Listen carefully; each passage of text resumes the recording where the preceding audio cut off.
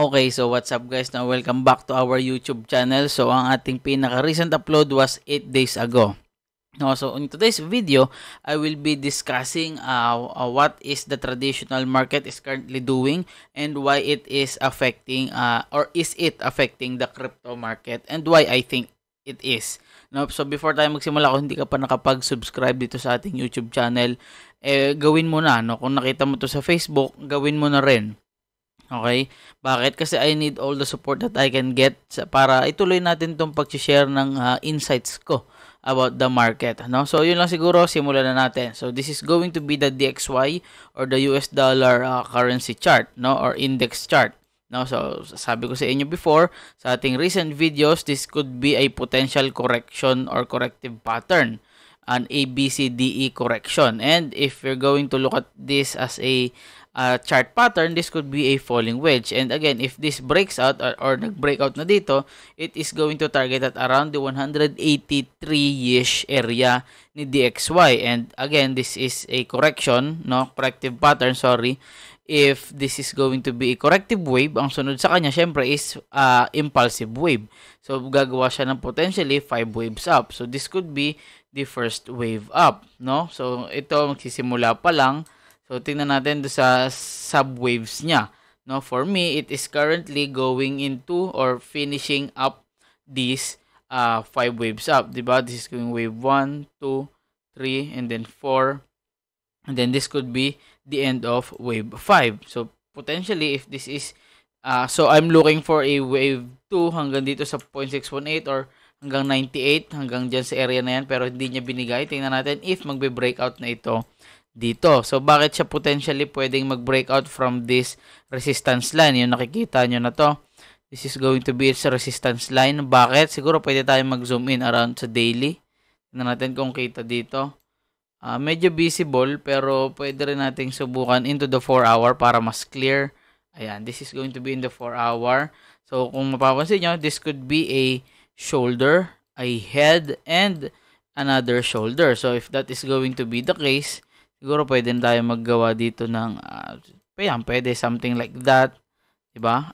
Resistance area or the neckline. Pwede sabihin natin na nagre-retest siya ngayon, forming a flag, and then eventually, let's say dito sa daily support and resistance, nag-bounce na siya. The target is going to be right around this area. So, let's say ganito. Dito siya nagkaroon ng breakout. The target is going to be right around 105 area, no? So, nasa na yun ito? This is going to be on the 105 area. Let's say, dito siya tumapat. Kasi, syempre, magta-travel pa naman yan. Medyo matagal yan. Pwede siyang umabot ng 105 to test this area na sinasabi natin kanina. If this is going to break out, which is possible naman, no? Pwede na magsimula yan ng wave 3. Pero again, ang bias ko is for it to go down until around the 0.618, around 98 DXY. No?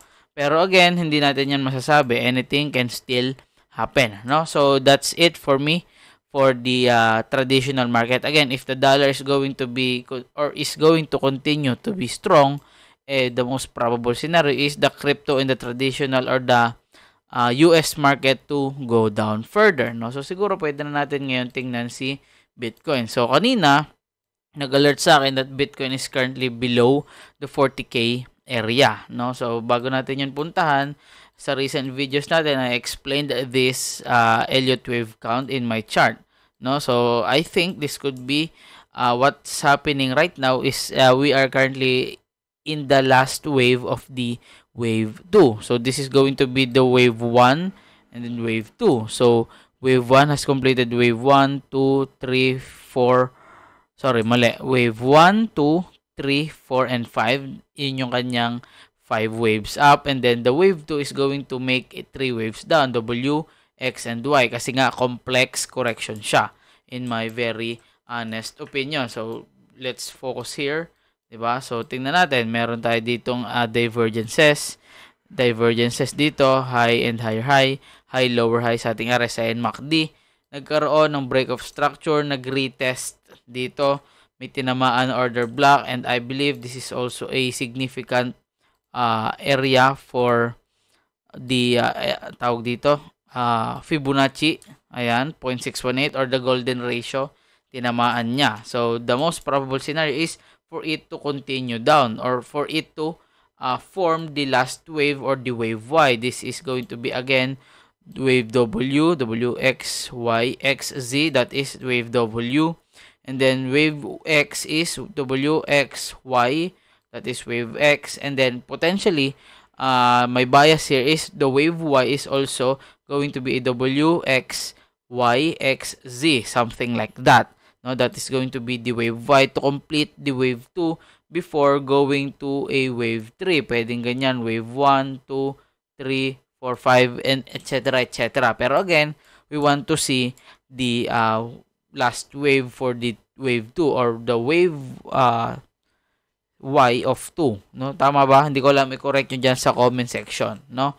So, siguro pwede tayo mag-zoom in ng kaunti sa daily chart.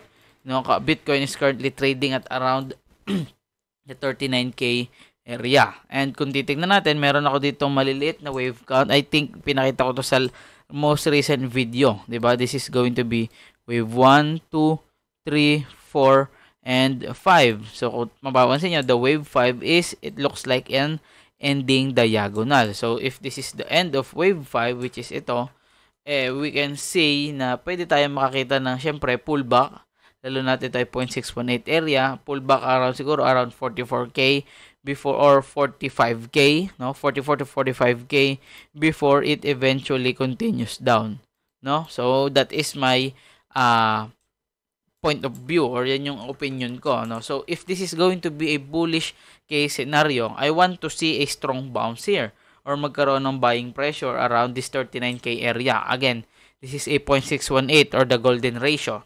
So if ever na ito talagang rally na to, itong buong rally na to is talagang bullish, gusto nating makikita ng push from the bulls or volume from the bulls. Kung walang ganon, most probably, kapag umangat ito around 44-45K, mare-reject ito ulit, magpo-form siya siguro ng head and shoulders, possible, pwede. That is a huge sign of reversal and eventually tsaka siya mag-continue down, just like what we have mentioned earlier. Okay? So, ayun lang siguro. Siguro pakita ko rin to sa inyo. This is going to be the CME chart ni Bitcoin. So, ito, CME gap filled. So, alisin ko na. Yung mga green gap filled na yan. So, alisin ko na sila. Diba? So, ito, yung most recent gap natin ito, around 40.4 to 39.3 is or has already been filled. No? So, siguro, gawin ko na itong green. It is already filled. So, sabi natin, mas gusto nating ma-fill muna yung mga gap sa ibaba kaysa yung mga gap sa itaas. Kasi para kapag umangat si Bitcoin, at least wala nang gap sa ibaba. Look at hanggang saan yung ating gap sa ibaba. Meron tayong gap until the 3.5K-ish area. So, this chart or this count for me is still valid. So, kasi hanggang dito yung ating 1.618 ni wave Y, no, around 4.5. So if ever na magkakaroon niya ng euphoria or panic or FOMO or the solar superstorm, ayun na yan, that is going to be the the trigger, no? Kasi nga naipaliwanag ko dun sa ating recent video, siguro panoorin niyo na lang doon para mas detailed, no? So yun lang, again, kung hindi ka pa nakakapagpunta sa website ko, nandiyan sa description box yung link, puntahan nyo, nandun lahat ng social media. Again, please do support my social media accounts. Kung kaya nyo i-like and share to sa Facebook, tsaka itong YouTube video mismo, pwede i-mention nyo ako sa Instagram para ma-repost natin. Yun lang everyone, maraming salamat sa mga sumusuporta, sa nagko-comment, sa nanonood. Na-appreciate ko kayong lahat. Yun lang. Let's get it on. Bye-bye.